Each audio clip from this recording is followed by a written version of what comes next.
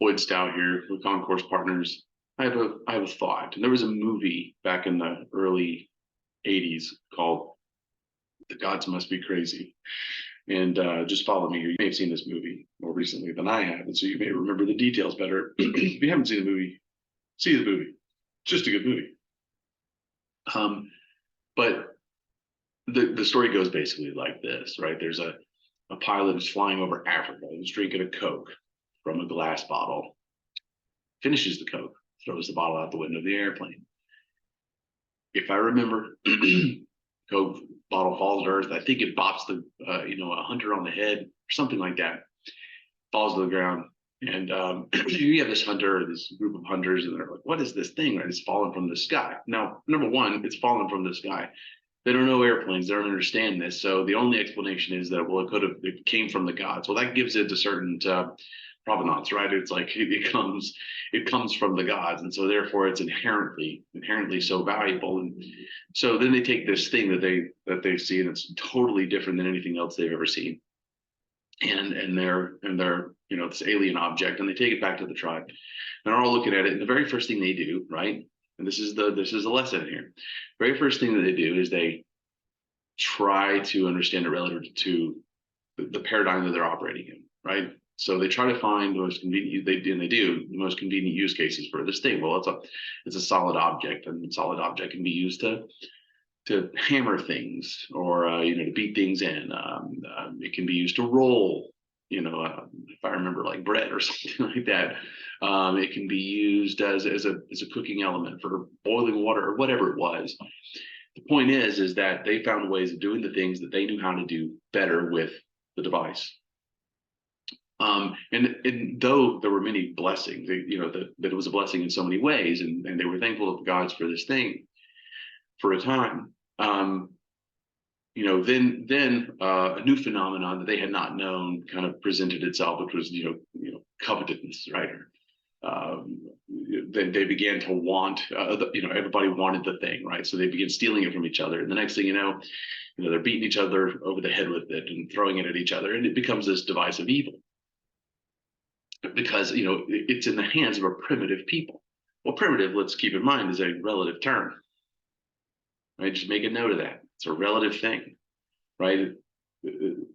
They were primitive when we think about the technology that allowed for the marketing, the distribution, the consumption, the ecosystem, the dynamics of the various stakeholders associated with that bottle, the production of the bottle. They were primitive by comparison to that world, right? So this thing was wholly alien to them. And they took that thing and they found convenient use cases, but those convenient use cases were quickly exhausted and, quite frankly, were overshadowed by the evils that were visited upon the people by the thing, because they had no way, because they were so primitive. They really just didn't have the way. And in respect, they didn't have the time, right, to move into that world. You can imagine that if somebody were to try to explain to them what this bottle was, what it was used for, wouldn't have made any difference. They couldn't have understood. And so anyway, long story short, they pick a guy from the tribe and they send him off on a journey to return the bottle to the gods. Good movie. Watch the movie. There's so many lessons in there though. And we have to appreciate that relative to artificial intelligence, we are primitive. We don't see that fact has been obscured because we want to have a high degree of competence or confidence relative to that thing, anything, right? So we do what they did. We take, with the AI is the equivalent of the Coke bottle in this story, if you haven't figured that out, and we are the primitive people, and we're taking the thing and we're going, well, it can help me do this thing better, and then we just stop there, and we think that whatever AI can do, all it can do is make whatever we're doing now better, without appreciating a few very important things, right? We're doing what we're doing because certain things are deemed valuable. The market now deems certain things valuable. But let's also appreciate that, you have content creators. Content creators are taking artificial intelligence in mass. I was at an affiliate marketing summit a couple months back, and I saw this phenomenon playing out. And I went, oh my God, they don't get it. Is the demand side of what they're doing increasing at the rate that their capacity to pump content out is increasing? No, no.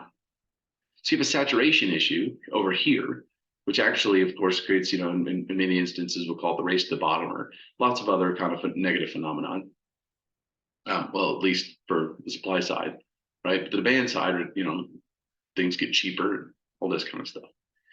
That it plays itself out, and ultimately what you end up with is the fundamental dynamics of the market change such that what was deemed valuable is no longer deemed valuable, right? And so now we get into a question of, well, it depends on your definition of what is, right? Clinton during the whole, Monica Lewinsky, right? Kenneth Starr impeachment thing or whatever, he takes a stand and he goes, hey, well, depends on what your definition of is. And even though that was very likely, smart attempt to kind of take something that was known and take it for granted, right, and move it into the, create it, make it more ambiguous and therefore debatable. There's a lot of truth to that. We have had the benefit of time to allow us to become acclimated to what is, such that we may not even appreciate how what is changes. That's an incredibly important thing to think about, to ponder. We're taking the Coke bottle, and yes, it makes it what it is, what we think it is, it. It's not a Coke bottle to them. It's not a bottle that holds Coke that's consumed by millions of people and creates joy and diabetes. It's not that to them. What it is a relative term. It's a relative thing. It's a relative concept.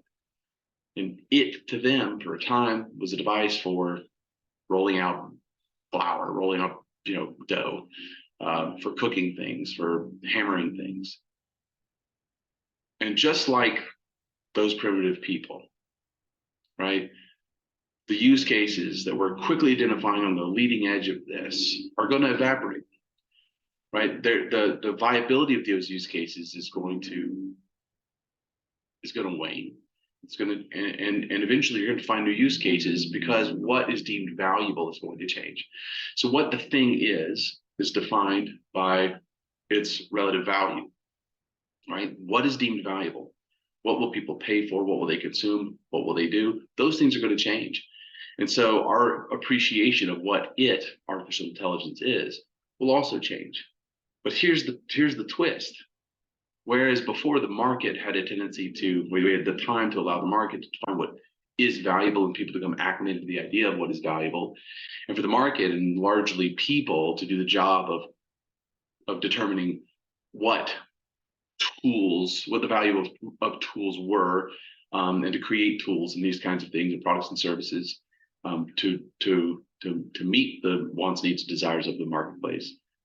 That's not going to be happening. The market is going to be in a purely responsive position. So a purely reactive position, I should say. So there's a lesson to learn from the gods must be crazy, which is that we need to look beyond what we think it is. We need to look beyond. We need to be okay with being uncomfortable with what it is. We need to be more curious. We need to ask a lot more questions. And when we don't understand what it is, because we don't. We don't. Even the people that are creating it don't understand what it is. Hence the desire for a moratorium on development. They don't understand how it's doing some of the things that it's doing. The thing that's going to save us, the number one thing that's going to make the biggest difference in the success or failure of a business, an organization, a country, is going to be curiosity, right? If you're able to, there's this idea that the curiosity horizon, the wider the curiosity horizon, the narrower the judgment horizon. All right, the more curious you are, the less capable you are of using associations in order to be able to extract the truth of the thing that you're curious about, which opens up the possibility of innovation and these kinds of things, right? We need to be more curious, less certain, and being okay with not being certain. They say wisdom is knowing you don't know. Well, that's really what we need to be. We need to be less knowledgeable and more wise, because I think wisdom is going to be in a much greater demand and much more valuable than knowledge, for reasons I oughtn't have to explain, considering we're talking about artificial intelligence. And wisdom may be the thing that really sets humans apart, right? Practical wisdom. So watch the gods must be crazy. Let's not repeat the sins. You think of sin as being defined as missing the mark. Let's not miss the mark.